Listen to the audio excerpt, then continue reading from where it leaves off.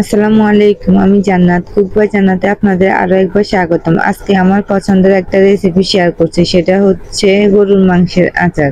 এই আচারটা বানিয়ে আপনি কয়েক মাস রাখতে পারেন, একটা কাঁচের বয়মে ভরে রেখে দিতে পারেন।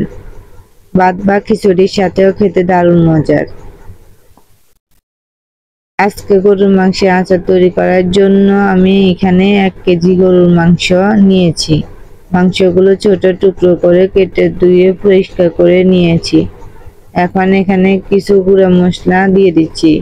2 চা চামচ মরিচ গুঁড়া আর হাফ চা চামচ হলুদ গুঁড়া, 1 চা চামচ দিয়ে দিলাম ধনিয়ার গুঁড়া, 1 চা চামচ দিয়ে দিচ্ছি জিরার গুঁড়া আর 1 চা চামচ গরম মশলার গুঁড়া, 2 চামচ দিয়ে দিচ্ছি আদা রসুন বাটা, 1 চামচ লবণ দিয়ে দিচ্ছি। তারপর এখানে 3 টেবিল চামচের মতো সরিষার তেল দিয়ে দিচ্ছি। সরিষার তেলটা দিয়ে মাংসটা ভালো করে মাখিয়ে নিচ্ছি। হাতে সময় থাকলে 1 ঘন্টার মতো রেস্ট দিতে পারেন, আবার চাইলে সাথে সাথে রান্নাটা করা যাবে। আমি এখন চুলাটায় বসিয়ে দিচ্ছি আর মিডিয়াম আঁচে মাংসটাকে ভালো করে কষিয়ে নিচ্ছি। এই রান্নায় কোনো রকম পানি দিতে হবে না।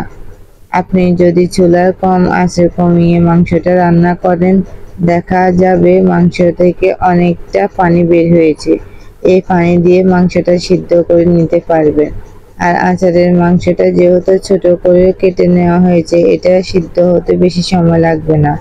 এভাবে করে বেশ কিছুক্ষণ সিদ্ধ করে নিয়েছি আর মাংসটা ঝোলটা টেনে গেছে আর পুরোপুরি সিদ্ধ হয়ে গেছে।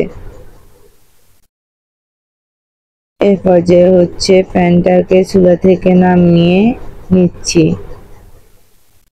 এখন চুলায় আরেকটা প্যান বসিয়ে 2 কাপ সরিষার তেল দিয়ে দিচ্ছি।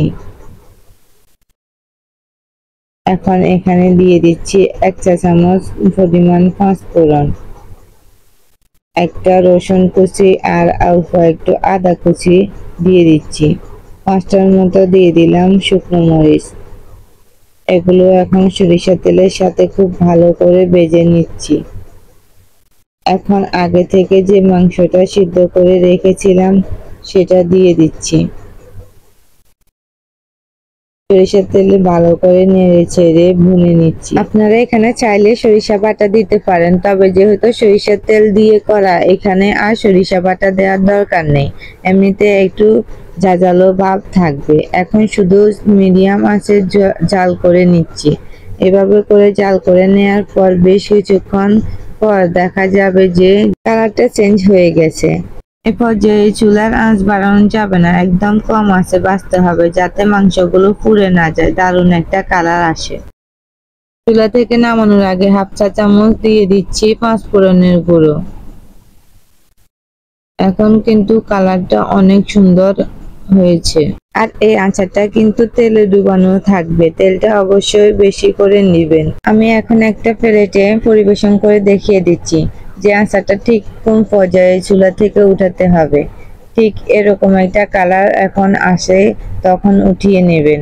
এখন এই আচারটা চলুন একটা ভেঙে শেয়ার করে মাংসটা কতটা সফট হয়েছে, আচারটা কতটা জুসি হয়েছে।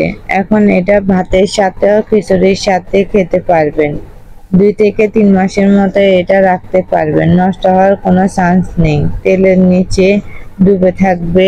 এখন চলুন একটা কাচের বয়মে সংরক্ষণ করি। যে কোনো কিছু সংরক্ষণ করার ক্ষেত্রে বয়মটা আগে থেকে ভালো করে পরিষ্কার করে ধুয়ে রোদে শুকিয়ে নিতে হবে, যাতে বয়মে কোনো রকম পানি না থাকে। এই আচারটা যখন খাবেন তখন হচ্ছে পরিষ্কার শুকনো চামচ দিয়ে উঠাতে হবে।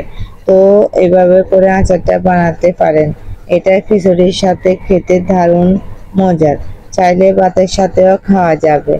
সহজ রেসিপি আজকে গরুর মাংসের আচারটা শেয়ার করেছি। যারা এতক্ষণ সাথে ছিলেন, রেসিপিটি ভালো লাগলে চ্যানেলটি সাবস্ক্রাইব করে রাখবেন।